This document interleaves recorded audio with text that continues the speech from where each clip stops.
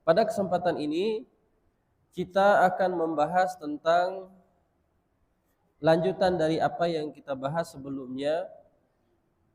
Pada kesempatan sebelumnya kita telah membahas tentang hukum dan ketentuan sumpah. Ya. Nah, sekarang kita akan membahas tentang apa ketentuan dan hukum nazar.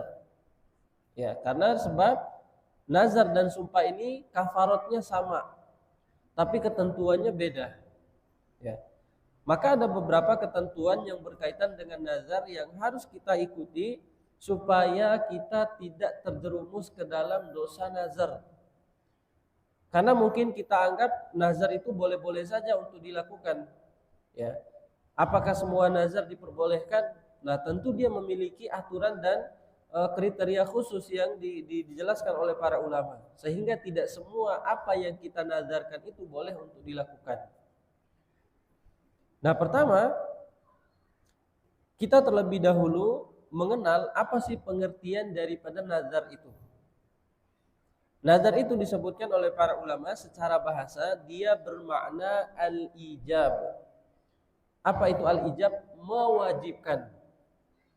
Ya, mewajibkan. Sedangkan menurut istilah syar'i, ayyal zamal insan nafsahu bisyai'in, ya, ayyal zamal insan nafsahu bisyai'in minal ibadah lam yakun laziman alaihi bi asli syara'.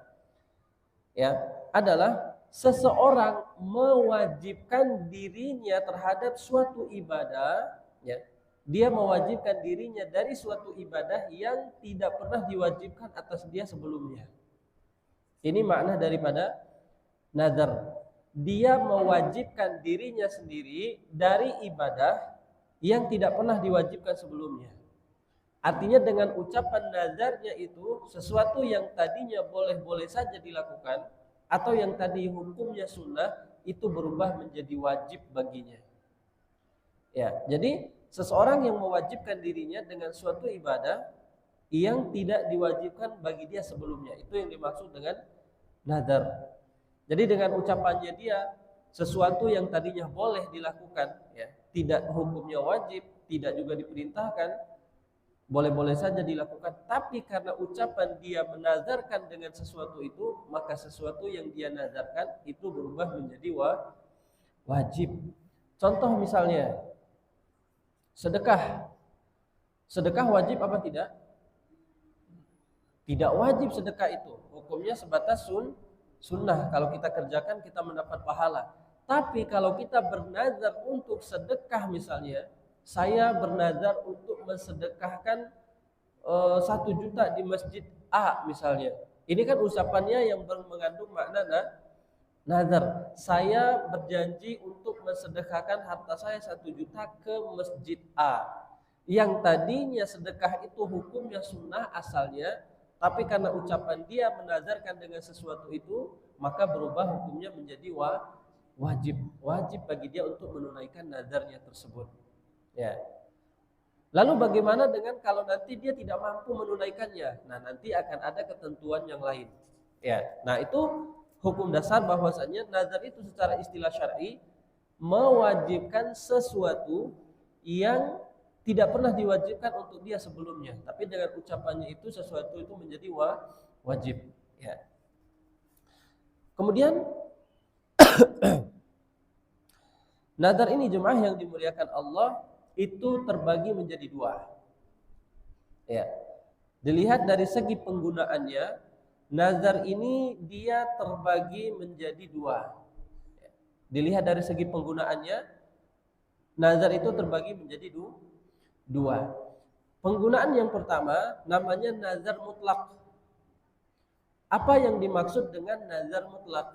Nazar mutlak adalah sesuatu yang seseorang itu berjanji atau bernazar dengannya tidak berkaitan dengan hajat apapun. Nazar mutlak adalah nazar yang dilakukan tidak berkaitan dengan hajat apapun. Seperti yang tadi kita contohkan, saya ingin menginfakkan harta saya di masjid A 1 juta. Ini nggak ada hajat. Maksudnya tidak ada kebutuhan khusus. Berbeda kalau dia mengucapkan yang itu ada hajatnya, ada kebutuhannya dia. Contoh misalnya, kalau ibu saya nanti sembuh, saya akan menginfakkan harta saya 1 juta ke masjid A. Ini kan ada hajat kebutuhan. Kalau ibunya sembuh, baru nanti dia menunaikan nazarnya. Tapi ya, kalau dia bernazar dengan sesuatu yang tidak ada hajat dan kebutuhan, ini disebut dengan nazar mutlak, nazar mutlak. Tidak ada sebab tertentu yang mengikat dia untuk melakukan nazar tersebut. Ya. Bagaimana dengan hukum nazar ini? Maka wajib ditunaikan.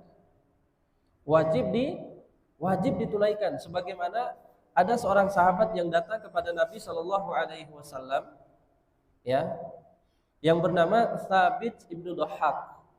Ini sahabat Nabi Shallallahu Alaihi Wasallam radhiyallahu taala anhu.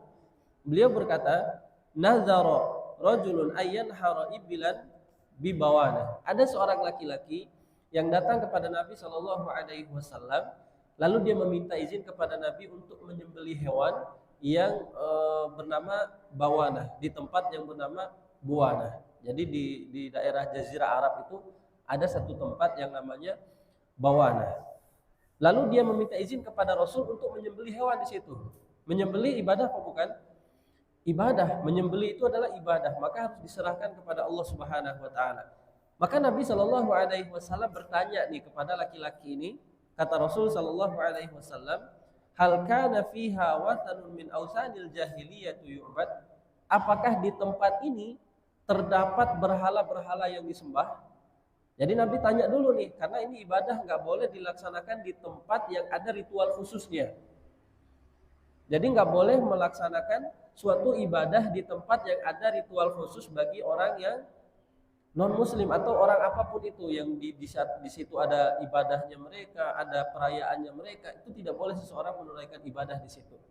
Maka Nabi pastikan dulu ada nggak ibadah yang dilakukan atau berhalanya orang-orang jahiliyah di situ. Kata laki-laki ini, nggak ada wahai Rasulullah. Ditanya lagi, ya fahal kana fiha aidun min a'yadihim? Apakah ada ritual-ritual khusus bagi mereka? Nggak ada juga. Kemudian kata Rasul sallallahu alaihi wasallam, aufu binadrik, maka penuhilah nazarmu.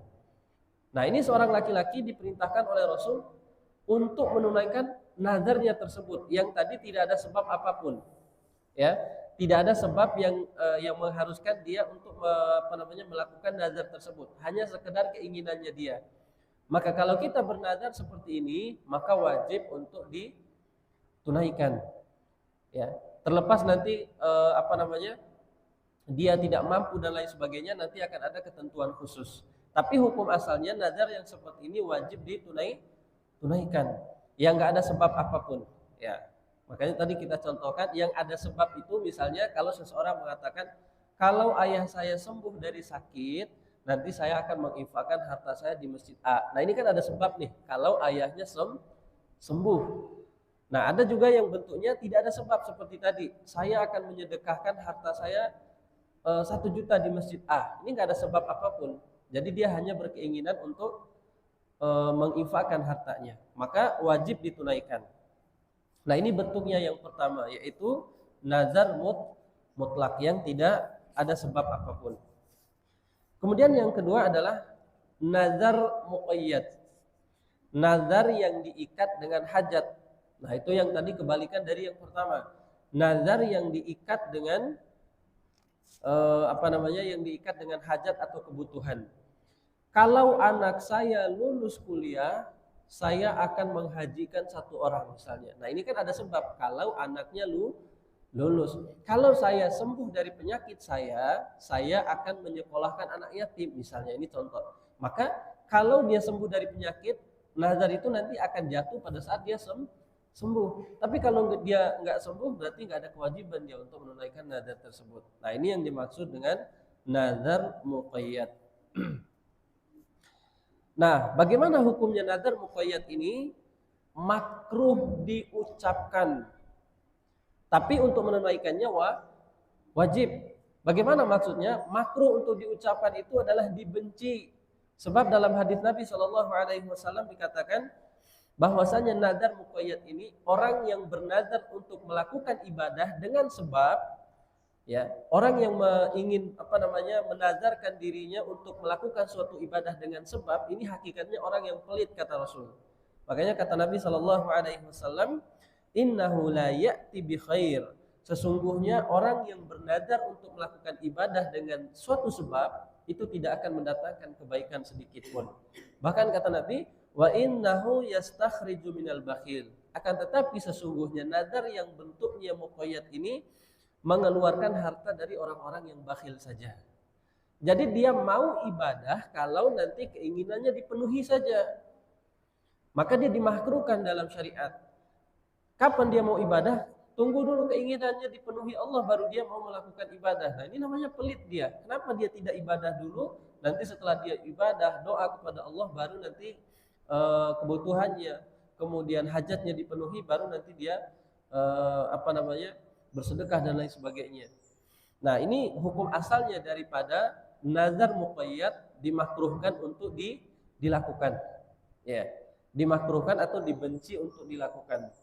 Karena orang yang melakukan nazar muqayyad ini menazarkan sesuatu ibadah dengan sebab tertentu, hakikatnya orang yang pelit. Dia mau beribadah kalau nanti Allah memberikan kebutuhannya. Ini namanya pelit dia. Ya. Nah, ini nazar yang muqayyad tadi ada dua ketentuan, makruh untuk diucapkan, dibenci. Jadi yang lebih disukai oleh Allah Subhanahu wa taala adalah nazar mutlak, nazar yang diucapkan tanpa ada sebab. Nah, ini wajib ditunaikan. Kemudian nazar muqayyad makruh untuk diucapkan, makruh untuk dinazarkan, tapi wajib untuk ditunaikan. Ya, jadi kalau sudah terlanjur diucapkan maka wajib bagi dia untuk menunaikan nazar tersebut. Ya, jadi misalnya contoh yang lain, kalau nanti ibu saya sembuh, nanti saya akan menginfakkan harta saya. Kenapa tunggu ibu sembuh dulu baru menginfakkan harta? Kenapa tidak coba menginfakkan dulu hartanya, minta sama Allah disembuhkan ibunya, itu lebih baik. Ya, jadi nggak akan merubah sesuatu kata Nabi Shallallahu Alaihi Wasallam dari nazar yang seperti ini. Ya, ini jemaah yang dimuliakan Allah tentang dua bentuk nazar. Kemudian dengan apa nazar itu terlaksana, ya, atau dengan apa nazar itu dihitung? Pertama dengan niat. Kalau seseorang sudah meniatkan dirinya untuk bernazar, maka sudah jatuh hukum nazarnya. Dia sudah berniat untuk menginfakkan hartanya di jalan Allah misalnya. Kemudian yang kedua adalah diucapkan dengan lisannya, sempat diucapkan dengan lisan.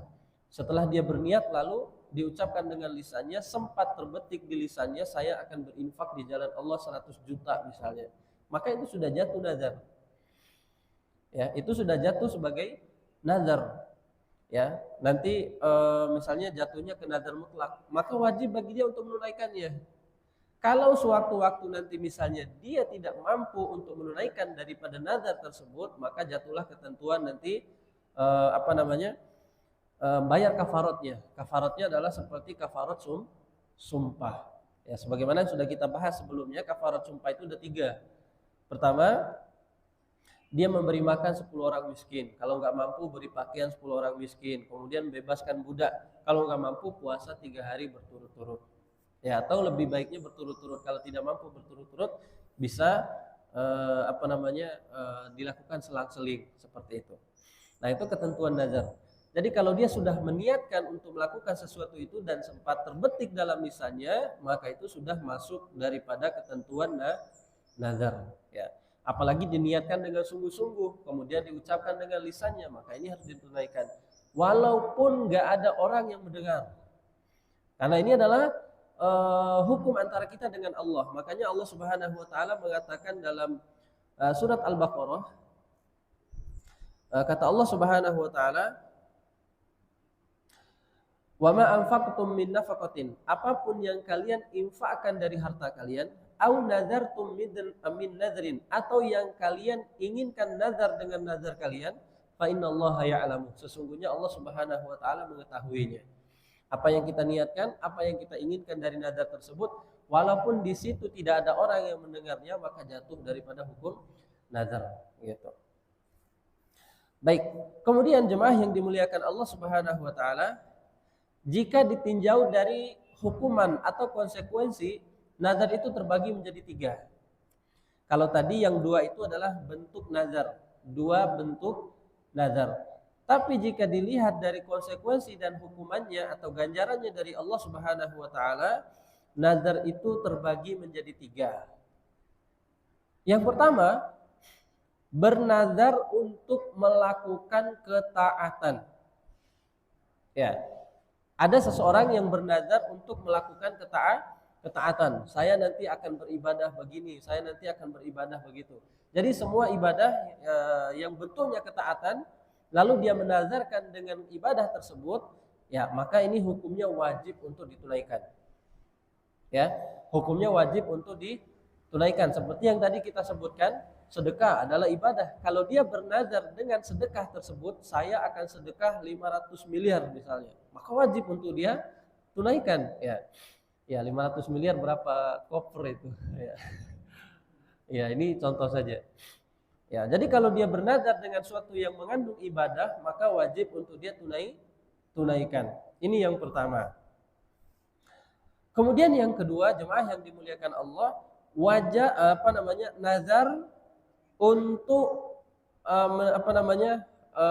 melakukan suatu kemaksiatan. Nazar untuk melakukan suatu kemaksiatan. Contohnya seperti apa?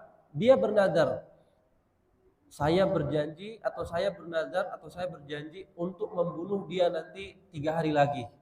Ya. Jadi dia udah mengazamkan dirinya, berjanji sama dirinya untuk membunuh fulan tersebut. Nah, ini kan kemaksiatan nih. Membunuh orang lain itu melakukan kemaksiatan. Lalu terbetik dalam hatinya tidak jadi untuk membunuh fulan tersebut. Apakah dia dihitung sebagai orang yang melakukan dosa karena sudah bernazar? Enggak, ini tidak dihitung sebagai nazar yang seperti ini karena dia melakukan kemaksiatan. Jadi orang yang bernazar untuk melakukan kemaksiatan itu tidak boleh untuk dilakukan. Ya, atau contoh yang lain misalnya, ada orang yang ingin melakukan suatu ibadah, tapi yang bukan contohnya dari Rasul Shallallahu Alaihi Wasallam. Ini kan termasuk kemaksiatan kalau dia mengerjakan suatu ibadah yang tidak ada dasarnya dari Rasul Shallallahu Alaihi Wasallam. Contoh ibadah tersebut misalnya dia bernazar ingin puasa 1000 hari berturut-turut. Ya. Dia ingin berpuasa 1000 hari berturut-turut untuk mendapatkan kesaktian misalnya. Dia bernazar, saya akan puasa 1000 hari berturut-turut untuk mendapatkan kesaktian saya. Nah, ini kan termasuk kemaksiatan nih. Dia melakukan ibadah yang tidak ada dasarnya dari Rasul, ini termasuk kemaksiatan. Bagaimana dengan hukum nazar seperti ini? Kata para ulama, nazar tersebut wajib ditinggalkan, sebagai gantinya adalah dia membayar kafarat. Nah, berbeda tadi dengan orang yang meniatkan untuk ibadah, ini wajib ditunaikan nazarnya, kemudian nazarnya wajib ditunaikan dan tidak ada kafarat kalau dia sudah menunaikan. Adapun orang yang menazarkan dirinya untuk melakukan kemaksiatan, maka kemaksiatannya wajib untuk ditinggal, sedangkan kafaratnya wajib untuk dibayar. Jelas ya? Jadi dia meninggalkan apa yang dia nazarkan tadi. Ya, setelah dia tahu ilmunya, misalnya saya telah bernazar seperti itu, Pak Ustadz misalnya. Dulu saya pernah bernazar suatu kemaksiatan. Apakah saya meninggalkannya tidak melakukannya dapat dosa? Enggak, ini tidak boleh dilakukan. Wajib untuk ditinggalkan yang itu bentuknya kemaksiatan. Adapun sebagai penggantinya adalah membayar kafarat. Jelas ya? Nah, kemudian bentuk yang ketiga, bernazar untuk selain Allah Subhanahu wa taala. Bernazar untuk selain Allah, mengandung kesyirikan di dalamnya. Contoh misalnya menyembelih. Menyembelih ini kan bagian daripada ibadah. Menyembelih hewan, kemudian sedekah dan lain sebagainya. Kalau ada seseorang misalnya, saya berjanji atau saya bernazar untuk sembelih sapi untuk penguasa laut selatan misalnya. Nah, ini kan bentuknya kesyirikan nih. dia ingin menyembelih tapi bukan untuk Allah, untuk selain Allah Subhanahu wa taala yang bentuknya kesyirikan. Maka bagaimana dengan hukum nazar yang seperti ini? Tidak boleh ditunaikan. Ini yang pertama, wajib tidak boleh ditunaikan. Kemudian yang kedua, wajib dia bertaubat kepada Allah karena ini adalah dosa kesyirikan, dosa yang tidak diampuni oleh Allah Subhanahu wa taala. Kemudian yang ketiga, tidak ada bayar kafarat. Dia meninggalkan, wajib bertaubat dan tidak ada bayar kafarat kalau bentuknya bernazar kepada selain Allah Subhanahu wa taala. Jelas ya jemaah? Jadi ada 3 bentuk itu. Kalau dia bernazar untuk melakukan ketaatan, dia wajib menunaikannya. Kemudian yang kedua, kalau dia bernazar untuk melakukan kemaksiatan yang melanggar perintah Allah, misalnya dia bernazar untuk kalau nanti saya lulus kuliah saya akan minum khamar banyak-banyak. Nah, ini bernazar untuk kemaksiatan yang melanggar perintah Allah. Minum khamarnya ditinggalkan, sebagai gantinya dia bayar kafarat karena sudah terlanjur dia bernazar. Adapun orang yang bernazar kepada selain Allah, saya akan bersedekah untuk penguasa gunung misalnya, menyembelih kambing untuk penguasa laut. Nah, ini bukan untuk Allah tapi diberikan kepada selain Allah atau makhluk Allah sebagai bentuk kesyirikan mereka, maka tidak boleh ditunaikan. Itu yang pertama. Kemudian yang kedua, dia wajib bertobat, dan yang ketiga, tidak ada kewajiban membayar kafarat. Ya. Nah, ini beberapa bentuk daripada nazar tersebut. Karena Allah Subhanahu wa taala mengingatkan dalam banyak ayatnya tentang keutamaan orang-orang yang senantiasa menunaikan nazar mereka. Allah Subhanahu wa taala mengatakan yufuna bin nadr. Ya. Allah Subhanahu wa taala memuji orang-orang yang senantiasa menunaikan nazar mereka. Ya, ini diantara faedah yang Allah Subhanahu wa taala sebutkan, bahwasannya orang-orang yang senantiasa menunaikan nazar mereka, Allah puji mereka. Ya. Kemudian di antara ketentuan nazar jemaah yang dimuliakan Allah Subhanahu wa taala, di antara faedahnya, nazar itu adalah bentuknya ibadah.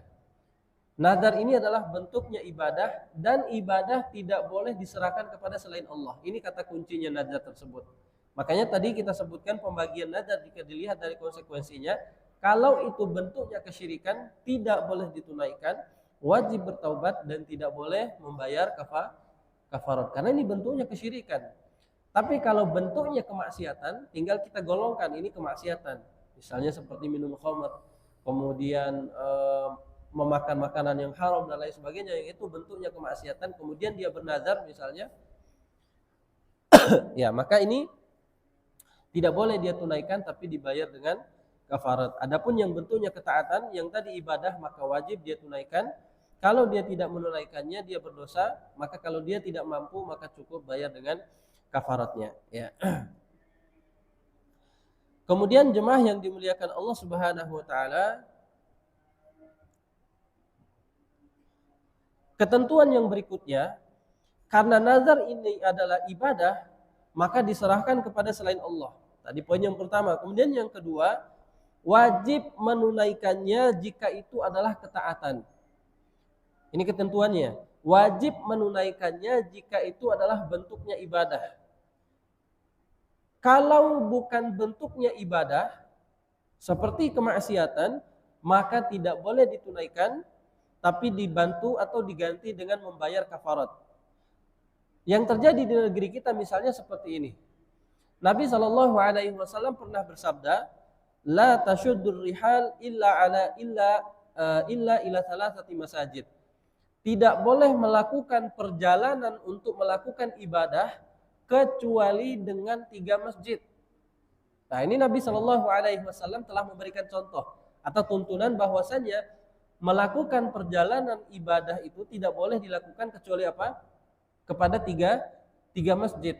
Nabi menekankan tidak boleh melakukan perjalanan untuk ibadah atau mengkhususkan ibadah kecuali dengan 3 masjid, yaitu Masjidil Haram, Masjid Nabawi, dan Masjid Al-Aqsa yang ada di Palestina.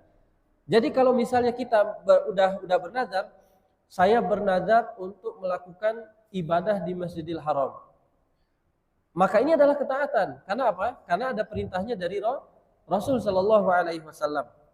Nah, ketika dia sudah bernazar, jatuh hukumnya nazar kepada dia karena sudah bernazar ketaatan.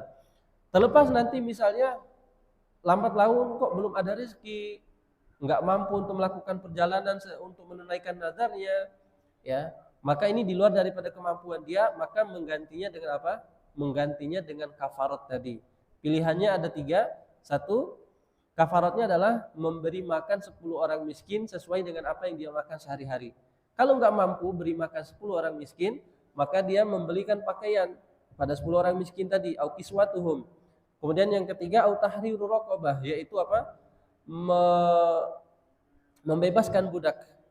Ya. Kemudian kalau tidak mampu semua-muanya tersebut, maka diganti dengan puasa 3 hari. Boleh dilakukan diturut-turut atau berturut-turut, ini lebih afdal. Atau juga dilakukan dengan hari-hari yang berbeda. Ya. Nah, itu kalau dia meniatkan untuk ketaatan, atau misalnya dia bernazar, saya bernazar untuk melakukan ibadah di Masjidil Haram, maka wajib dia untuk menunaikannya. Kemudian saya bernazar untuk melakukan ibadah di Masjidil Aqsa, maka wajib untuk dia menunaikannya. Tapi kalau dia bernazar untuk melakukan ibadah di selain daripada masjid ini, misalnya di Indonesia, anggap saja di Jawa itu ada masjid yang dikhususkan misalnya. Saya bernazar untuk melakukan di masjid A misalnya yang ada di Jawa. Kata orang masjid ini ada berkahnya dan lain sebagainya. Ya. Jadi dia bernazar untuk menunaikan sholat di masjid yang A tersebut, yang dia anggap itu ada keramat, yang dia anggap itu membawa berkah dan lain sebagainya. Maka untuk menentukan masjid itu berkah apa tidaknya harus butuh dalil. Sebagaimana Nabi Shallallahu Alaihi Wasallam menetapkan Masjidil Haram, Masjid Nabawi, Masjidil Aqsa itu keberkahannya dari mana? Nabi yang mengabarkannya. Maka kalau seseorang melakukan perjalanan ke 3 masjid ini, mereka telah menunaikan ibadah kepada Allah. Nah, jadi seluruh masjid yang ada di dunia ini tidak ada bedanya kalau kita beribadah. Kita sholat di Masjid As-Salam nih, pahalanya sama yang di Jawa tadi, nggak ada bedanya.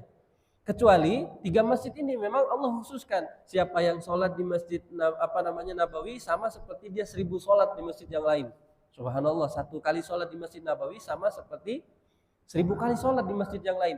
Siapa yang sholat di Masjidil Haram sama seperti 100.000 kali sholat di masjid yang lain. Ada keutamaannya. Ya, maka boleh seseorang bernazar untuk melakukan di 3 masjid ini.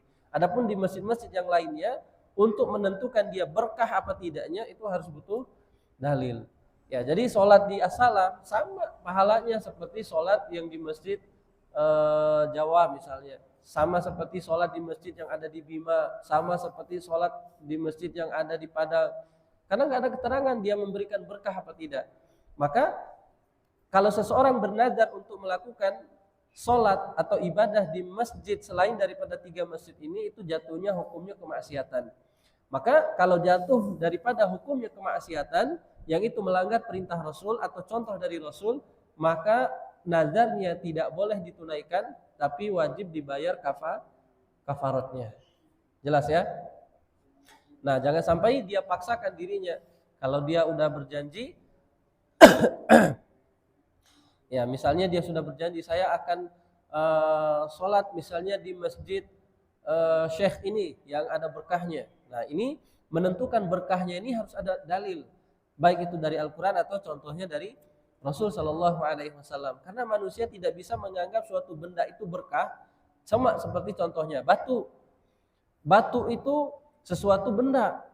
Tahu berkahnya dari mana? Kalau ada dasarnya dari Rasul. Misalnya seperti Hajar Aswad, batu hitam. Kenapa dia boleh dicium pada saat orang melakukan ibadah haji dan umroh? Karena ada dasar dan contohnya dari Rasul. Kemudian kalau misalnya saya mungut batu di depan Masjid As-Salam, kemudian saya mengatakan ini batu berkah loh, coba dicium, boleh nggak begitu? Ya nggak boleh, harus ada dasarnya dari Al-Quran dan contoh Rasul Shallallahu Alaihi Wasallam. Nah, jadi seperti itu. Orang-orang yang melakukan perjalanan menuju satu masjid ke masjid yang lain dengan anggapan itu ada berkahnya, itu ternyata melanggar sunnah Rasul Shallallahu Alaihi Wasallam, dan jatuhnya orang yang melanggar sunnah Rasul adalah kemaksiatan. Maka kalau dia bernazar dengan sesuatu tersebut, maka wajib ditinggalkan, kemudian diganti dengan kafarat, ya. Baik, kemudian jemaah yang dimuliakan Allah Subhanahu wa taala. Nah, itu tadi hanya sekedar mengunjungi masjid aja. Lalu bagaimana dengan orang yang beranggapan di kuburan itu terdapat wali, terdapat keberkahannya, mengunjungi kuburan, ya. Yang di masjid itu katanya ada kuburan di dalamnya yang bisa mendatangkan keberkahan. Kalau tadi mengunjungi masjidnya saja itu sudah menyelisihi sunnah Rasul, maka untuk mengunjungi masjid yang diyakini di dalamnya itu ada kuburan yang bisa memberikan keberkahan, maka ini termasuk daripada kesyirikan. Ya, maka bertambah keburukannya. Kalau tadi hanya sekedar mengunjungi masjid saja, yang itu menyelisih sunnah Rasul, ya, dia bernazar dengan mengunjungi masjid, ya, ini menyelisih sunnah Rasul dan jatuh kepada kemaksiatan. Kalau dia mengunjungi masjid yang katanya di masjid itu ada kuburan yang bisa memberikan keberkahan, maka ini termasuk daripada kesyirikan. Karena kenapa? Keberkahan, rizki, umur panjang dan yang lainnya semuanya adalah milik Allah Subhanahu wa taala. Ya, tidak boleh seseorang minta kepada sesuatu yang menyelisihi perintah Allah Subhanahu wa taala. Ya, tentu ini adalah hal-hal yang dilarang oleh Allah Subhanahu wa taala karena mengandung penyekutuan atau menyekutukan Allah Subhanahu wa taala dengan beribadah atau meminta kepada selain Allah Subhanahu wa taala, yang Allah ancam dosanya adalah dosa yang tidak diampuni oleh Allah Subhanahu wa taala. Innahu may yusyrik billah, sesungguhnya orang yang menyekutukan Allah, faqad harrama alaihil jannah, maka diharamkan bagi mereka surga. Wa ma'wahun nar, dan tempat kembalinya mereka adalah di dalam neraka. Subhanallah. Jadi ancaman Allah kepada orang yang menyekutukan Allah, meminta kepada selain Allah, itu dosanya besar. Diharamkan oleh Allah Subhanahu wa taala surga. Kemudian ancaman Allah Subhanahu wa taala juga, innallaha la yaghfiru ayyushraka bihi. Sesungguhnya Allah tidak akan mengampuni dosa orang-orang yang melakukan kesyirikan. Tuh, lihatlah. Dan kata Allah, wa yaghfiru ma duna dzalika liman yasha. Dan Allah mengampuni dosa orang-orang yang melakukan selain daripada kesyirikan. Artinya puncak daripada segala dosa dan kemaksiatan yang dilakukan oleh manusia, yang terbesar dosanya itu adalah kesyirikan. Ya. Makanya kalau orang misalnya hanya sekedar dia mencuri, ya ini juga termasuk dosa besar. Tidak boleh dilakukan oleh seorang muslim. Dia mencuri, dia berzina, minum khamr, makanan yang haram, ini semua dosa-dosa besar. Tetapi puncak daripada dosa-dosa ini adalah kesyirikan yang Allah tidak akan mengampuni pelakunya kalau dia meninggal dalam keadaan dia melakukan kesyirikan. Makanya wajib bagi dia bertaubat dan mendekatkan diri kepada Allah Subhanahu wa taala. Nah, itu ketentuan tadi kalau seseorang melakukan perjalanan atau yang mengandung kemaksiatan yang pertama, maka dia tidak boleh menunaikannya, wajib dengan menggantinya dengan kafarah kalau itu mengandung kemaksiatan. Tapi kalau itu mengandung kesyirikan, ya, maka dia tidak wajib menunaikannya dan juga tidak wajib membayar kafarahnya. Yang wajib bagi dia apa? Bertaubat kepada Allah Subhanahu wa taala. Ya, karena banyak sekali dalil yang menjelaskan tentang hal itu. Baik, mungkin hanya ini yang bisa kita sampaikan sebagai lanjutan dari materi kita sebelumnya yang berkaitan dengan permasalahan sumpah. Dan ini tadi ketentuan dan hukum-hukum yang berkaitan dengan masalah nazar. Barangkali ada yang mau ditanyakan, kami persilahkan.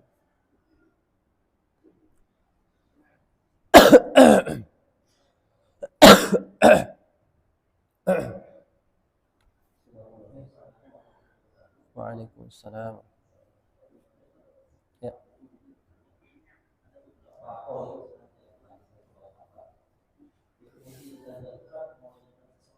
Ya.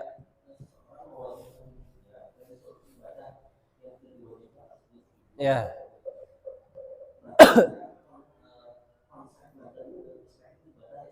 Ya.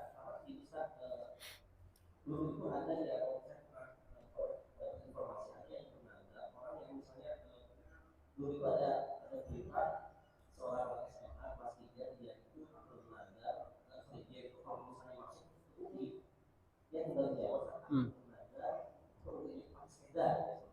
Hmm. Ya. Ya.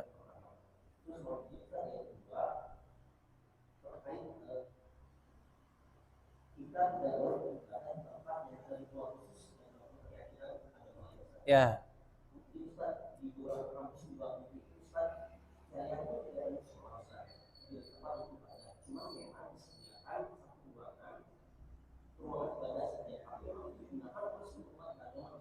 Hmm.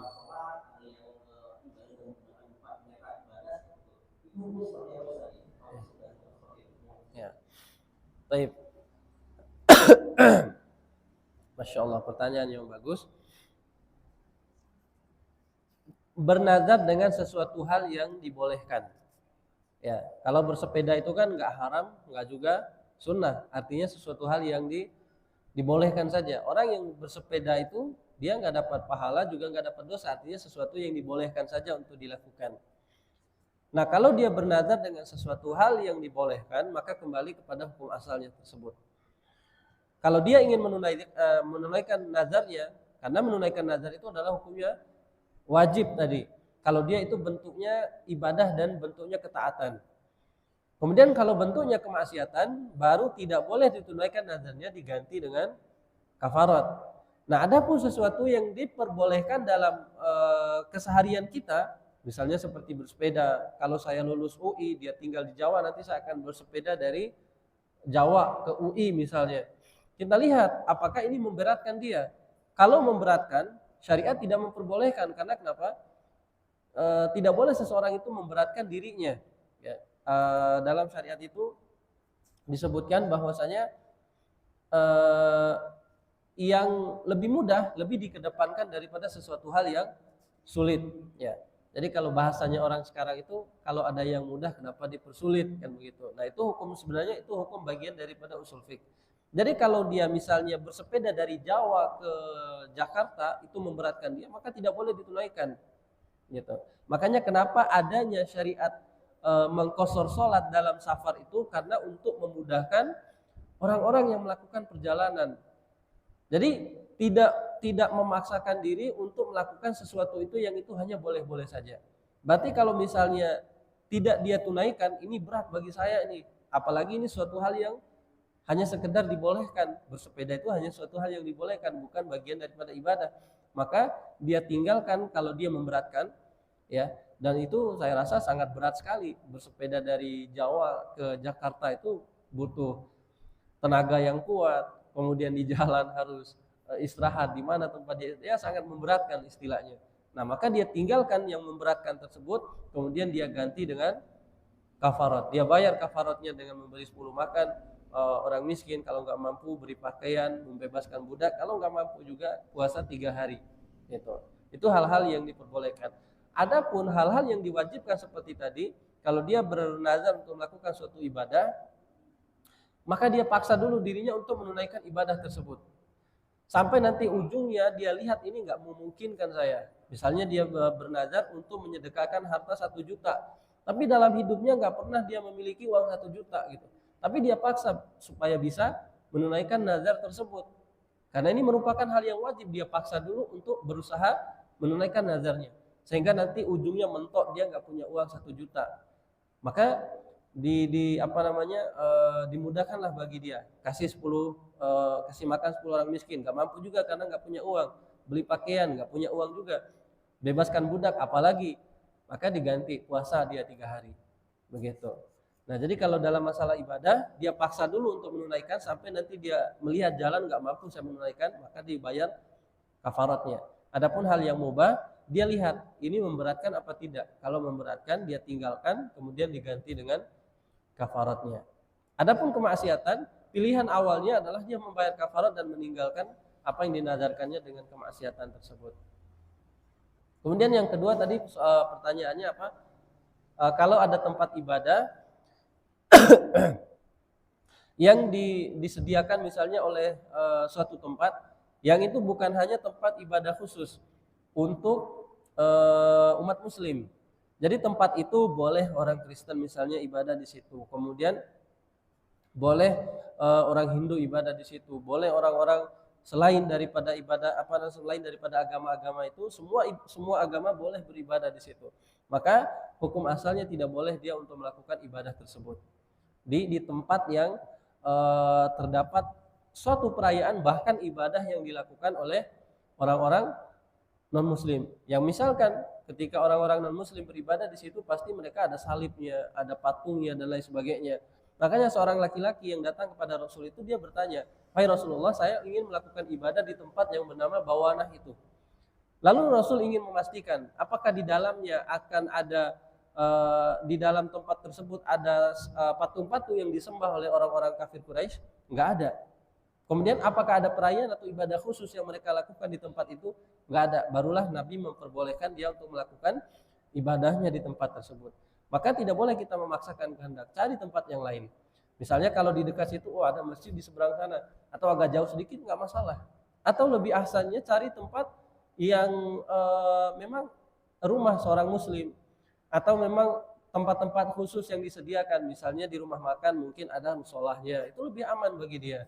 Atau misalnya masjid agak jauhan, lebih baik dia jalan sedikit, ya, ketimbang dia paksakan sholat di situ, yang nanti sholatnya juga akan berpengaruh nilai pahalanya di sisi Allah Subhanahu wa Ta'ala, seperti itu. Jadi hukum asalnya sesuai dengan hadis Nabi, tidak boleh untuk melakukan ibadah di tempat yang dimana orang-orang menyembah berhala, karena orang-orang kafir kan ketika dia beribadah menyembah berhala. Kemudian begitu juga dengan agama lain yang dimana perayaannya, ibadahnya dilakukan di situ, maka tidak boleh dilakukan.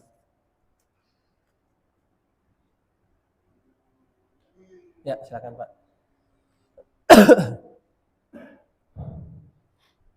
Assalamualaikum warahmatullahi wabarakatuh. Waalaikumsalam warahmatullahi wabarakatuh. Apa tujuan yang ingin dicapai dari orang yang Bernazar. Maksudnya tujuannya apa? Iya. Iya, baik, insyaallah. Ada sebagian orang yang memang mereka anggap itu seperti yang tadi kita sebutkan, mereka anggap dengan bernazar itu akan mempermudah urusan mereka. Itu. Misalnya ada orang yang mengatakan, saya berjanji kalau saya sembuh nanti saya akan menginfakkan harta saya 1 juta. Ada sebagian orang seperti itu yang mereka anggap dengan apa yang mereka nazarkan itu bisa merubah apa yang mereka inginkan. Itu anggapan masyarakat sebenarnya. Makanya di sini ketentuan-ketentuan nazar itu berasal dari kasus-kasus seperti itu. Makanya Nabi Shallallahu Alaihi Wasallam mengatakan tadi bahwasanya innahu la ya'ti bi khair. Nazar itu enggak pernah mendatangkan kebaikan sedikit pun. Ya, enggak akan pernah. Walaupun kalian misalnya mengatakan kalau saya sembuh dari sakit saya nanti akan menginfakkan 1 miliar misalnya. Enggak mendapatkan kebaikan sedikit pun. Walaupun dia mengatakan kalau saya sembuh dari sakit saya menginfakkan 5 miliar. Walaupun sebesar apapun yang kita ingin keluarkan, kata Nabi, hakikatnya itu enggak mendatangkan kebaikan. Nah, makanya dibahas oleh Nabi Shallallahu Alaihi Wasallam, kalau ada orang yang mengatakan seperti itu, katakan kepada mereka itu enggak mendatangkan kebaikan. Innahu yastakhriju minal bakhil. Orang yang bernazar seperti itu, sesungguhnya mengeluarkan harta dari orang-orang yang bakhil, orang-orang yang pelit. Kenapa mereka dikatakan sebagai orang yang pelit? Karena mereka baru mau ibadah kalau Allah mengabulkan hajat mereka. Nah, ini kesalahpahaman, sehingga dijelaskan oleh Nabi dan para ulama ini kesalahan. Maka hukum dasar daripada nazar yang seperti ini dimakruhkan, nggak boleh diucapkan. Ya, nggak boleh diucapkan, nggak boleh diniatkan kalau memang nazar itu berkaitan dengan hajatnya dia. Ya, hajatnya misalnya ingin lulus dari tes ujian di kampus. Kalau saya lulus nanti saya akan traktir teman-teman semua misalnya. Ini kan nazar nih namanya. Ya, dia mewajibkan dirinya untuk apa? Untuk melakukan sesuatu itu yang nggak pernah diwajibkan sebelumnya. Nah, kalau dia mengatakan seperti itu, nanti kalau saya lulus saya akan traktir semuanya misalnya. Nah, ini kan mensyaratkan suatu hajat bagi dia, baru nanti menunaikan ibadahnya dia atau yang dia inginkan. Maka ini kata Nabi Shallallahu Alaihi Wasallam nggak mendatangkan kebaikan sepenuhnya. Makanya dijelaskan dalam syariat hukum nazar yang seperti ini dimakruhkan, nggak boleh untuk diucapkan. Nah, maka kembali ke pertanyaan tadi, apa tujuannya? Maka yang pertama menjelaskan kepada kaum muslimin bahwasanya nazar yang seperti ini tuh nggak membawa keuntungan sebenarnya. Tapi kalau terlanjur diucapkan, nah ini yang dibahas. Kalau terlanjur diucapkan, maka dilihat dari kondisinya tadi. Kalau itu adalah ibadah yang diucapkan, maka wajib dia untuk menunaikannya. Ya, wajib untuk ditunaikan. Kalau istri saya sembuh dari sakitnya, saya nanti akan mengumrohkan 10 orang misalnya. Nah, ini kan dia mewajibkan dirinya sendiri. Maka karena ini adalah ibadah, wajib dia tunaikan nazarnya. Kalau terlanjur diucapkan, ya. Kalau udah terlanjur diucapkan, terlanjur diniatkan, wajib untuk dia tunaikan. Kemudian yang kedua, kalau itu bentuknya kemaksiatan seperti tadi, maka tidak ditunaikan dan dibayar dengan kafarat. Makanya disebutkan dalam Al-Quran itu ada ketentuan-ketentuan nazar untuk menjelaskan tentang semua itu. Jadi kalau ditanya apa tujuannya, nazar itu sebenarnya nggak membawa kebaikan. Tapi kalau terlanjur diucapkan, maka ketentuannya seperti tadi. Kalau dia itu ketaatan, wajib ditunaikan.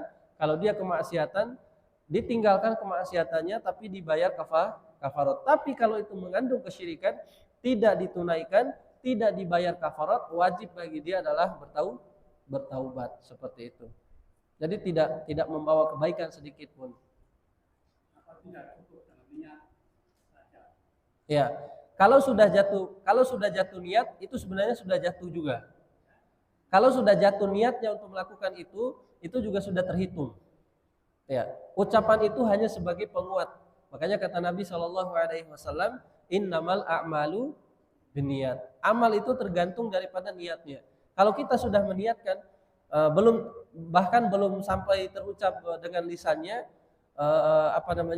dia udah berniat dalam hatinya nih, saya nanti kalau ibu saya sembuh misalnya, saya akan menginfakkan harta saya sekian.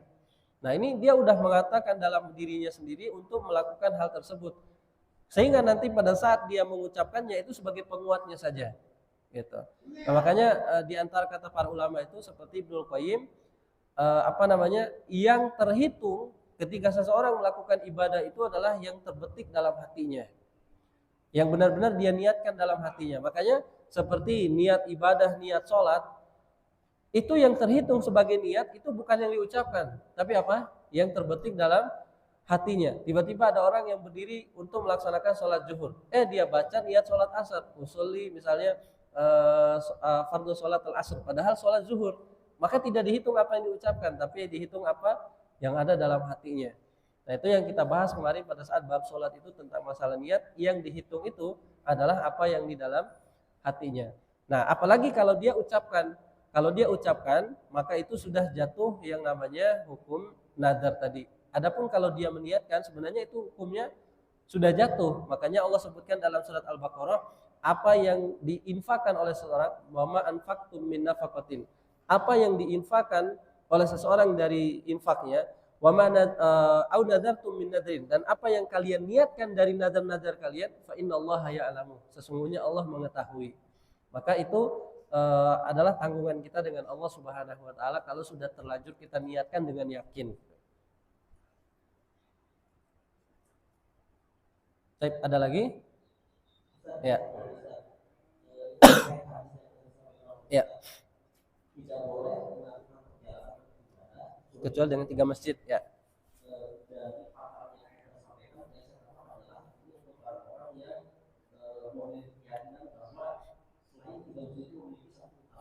Ya.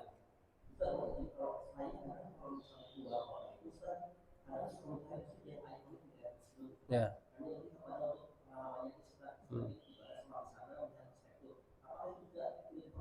Nah, apakah itu nazar apa bukan? Bukan, berarti nggak masuk hukum tersebut. Ya, nggak masuk hukum tersebut. Ya, untuk nazar. Jadi seseorang meniatkan khusus untuk mengunjungi masjid tersebut. Ya, misalnya dia berkata, saya misalkan suatu saat nanti, atau dia mengatakan saya akan mengunjungi masjid tersebut, ya, dengan menganggap masjid itu memiliki keutamaan tertentu, sehingga dia mewajibkan dirinya nanti suatu saat dia akan mengunjungi masjid tersebut, gitu. Nah, berbeda dengan orang yang hanya misalnya melakukan safari atau kunjungan saja untuk hanya sekedar ibadah tersebut, bukan mewajibkan dirinya maksudnya. Ya, misalnya, saya nanti mau sholat di sana aja deh. Ya, kalaupun misalnya nggak jadi, ya itu nggak jadi kewajiban gitu. Berbeda dengan orang yang mewajibkan dirinya, saya harus ke sana. Ya, misalnya saya harus beribadah di sana misalnya untuk melakukan ritual ini, ritual khusus dan lain sebagainya, sehingga dia menganggap itu adalah kewajiban aja dia. Kalau dia nggak memenuhi nggak memenuhi apa yang dia inginkan, maka dia anggap itu sebagai dosa misalnya. Nah, ini kan sudah mewajibkan dirinya. Berbeda kalau kita misalnya hanya sekedar kunjungan. Makanya masjid itu bagus nih. Saya ntar sholat di sana deh. Itu bukan nazar namanya. Itu hanya sekedar kunjungan. Baik, ada lagi?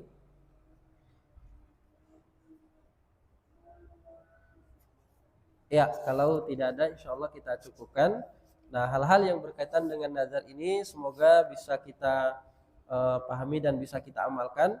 Jadi nazar itu jatuh kalau hukumnya sudah terbetik niat, kemudian yang kedua diucapkan dengan lisan. Maka ketentuannya kita ulangi lagi. Kalau dia belum diucapkan, maka makruh untuk diucapkan nazar tersebut. Ya, kita ulangi lagi bahwasanya kalau belum diucapkan, belum diniatkan, seseorang itu dimakruhkan untuk melakukan nazar. Karena nazar itu tidak membawa kebaikan apapun. Tapi kalau terlanjur diucapkan, udah diucapkan, maka jatuhlah ketentuannya seperti tadi. Kalau dia bentuknya ibadah, maka wajib ditunaikan. Kalau bentuknya kemaksiatan, wajib ditinggalkan dan dibayar kafarat. Kalau bentuknya kesyirikan, wajib ditinggalkan, tidak membayar kafarat dan wajib dia bertaubat kepada Allah Subhanahu wa taala. Maka ini supaya menjaga kita tidak sembarangan dalam mengucapkan nazar. Apalagi sampai ada keyakinan khusus nazar itu bisa merubah semuanya, ya. Kalau saya sembuh nanti saya akan mengifakan sekian. Nah, ini kan ada keyakinan khusus sehingga dengan nazar itu nanti bisa menolak penyakit. Nah, ini dimakruhkan dalam hal-hal seperti ini. Kita diperintahkan untuk beribadah dulu, berdoa kepada Allah sehingga nanti Allah bisa menyembuhkan penyakit kita dan lain sebagainya, bukan dengan cara bernazar. Baik, semoga Allah Subhanahu wa taala menambah pahala kita dan juga menjadikan apa yang kita pelajari hari ini sebagai pahala di sisi Allah Subhanahu wa taala dan menjadikan pahala yang kita dapatkan hari ini sebagai pemberat timbangan amal kebaikan kita di sisi Allah Subhanahu wa taala. Kita tutup pertemuan kita dengan doa kafaratul majlis. Subhanakallahumma bihamdika asyhadu an la ilaha illa anta astaghfiruka wa atubu ilaik. Wassalamualaikum warahmatullahi wabarakatuh.